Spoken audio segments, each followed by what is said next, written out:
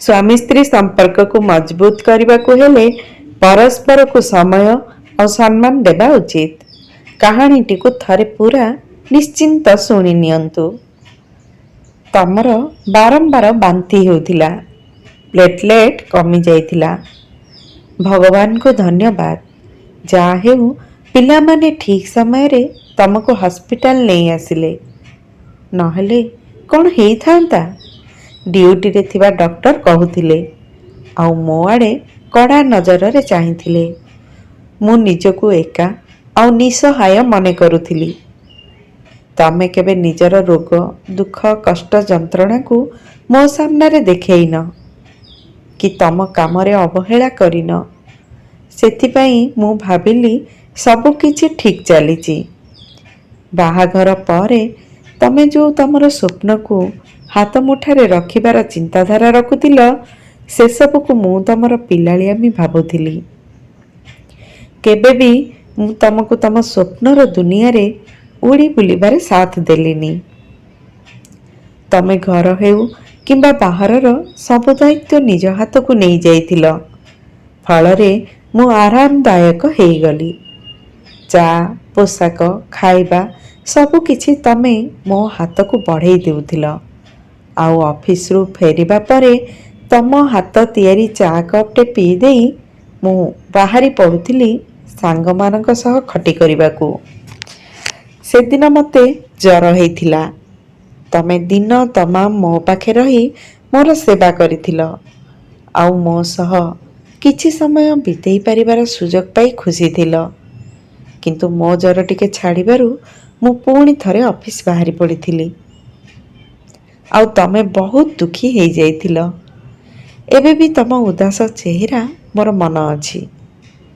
मते सबु किछि किंतु फालतू लागुथिला। जेमिति कि चिंता करिबा, टेंशन नेबा, पिलांको एक्स्ट्रा एक्टिविटी करैबा पई धां थपड़ करिबा। किंतु तमे तमर सबु स्वप्न आउ भावना को मारिकी मो सह खुशी रे रहिबाकू चाहुथिल। किंतु मु मो काम रे निर्विकार भावरे व्यस्त रहुथिली। आउ समय मिलिले सांग साथी नचेत संपर्कीय मानकू अधिक गुरुत्व देउथिली। तमे बेले बेले मो ऊपर रागुथिल, चिड़ुथिल, गाली करुथिल। किंतु 2 मिनिट रे पुणी निजको सामान्य करी मो ड्रेस को सजाड़ी दियो, मते बुझाओ। किंतु मु विरक्त है कि ऑफिस पलाए। एबे भी मने अछि थरे तमे चाट आनिबा को इच्छा प्रकाश करिथिल। मु किंतु तमको बाजार खाई कही चिड़ेई देइथिली।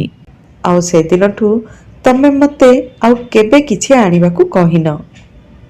तम आखिर लुह जेमिति मो अहंकार को आहुरी बढ़ाई देउथिला।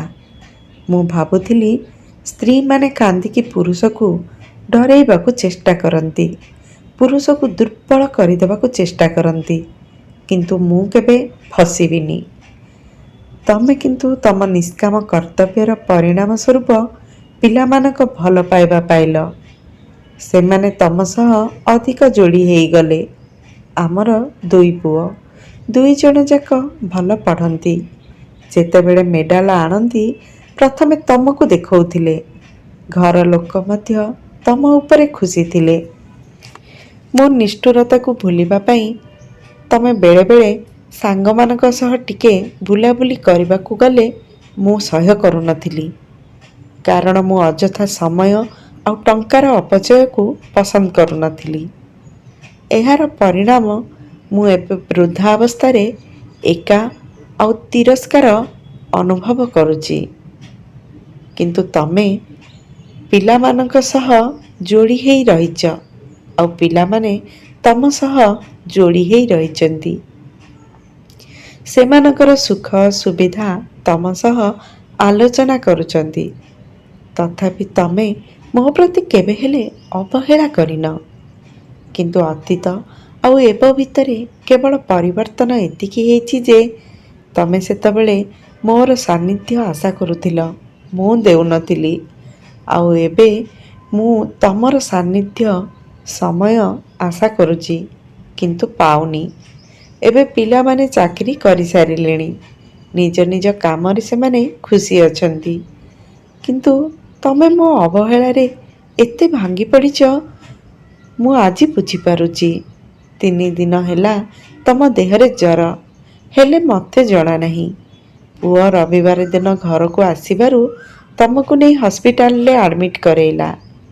ଏବେ ତ ପିଲାମାନେ ମଧ୍ୟ ସେମାନଙ୍କ ମାଆକୁ ଅବହେଳା କରୁଥିବା ମଣିଷଟେ ଭଳି ମୁଁ ଲାଗିଲିଣି। ମୁଁ କିନ୍ତୁ ଜାଣିଛି ତମେ ମୋତେ ଛାଡ଼ିକି କୁଆଡ଼େ ଯାଇପାରିବନି। ତମ ବିନା ମୁଁ କିଛି ନୁହଁ। ଜୀବନ ସାରା ମୁଁ ତୃପ୍ତ ଅନୁଭବ କରୁଥିଲି, ଆଉ ତମେ ତୃଷାର୍ତ୍ତ। କିନ୍ତୁ ଆଜି ମୁଁ ତୃଷାର୍ତ୍ତ ଅନୁଭବ କରୁଛି, ଆଉ ତମେ ତୃପ୍ତ ଦେଖାଯାଉଛ।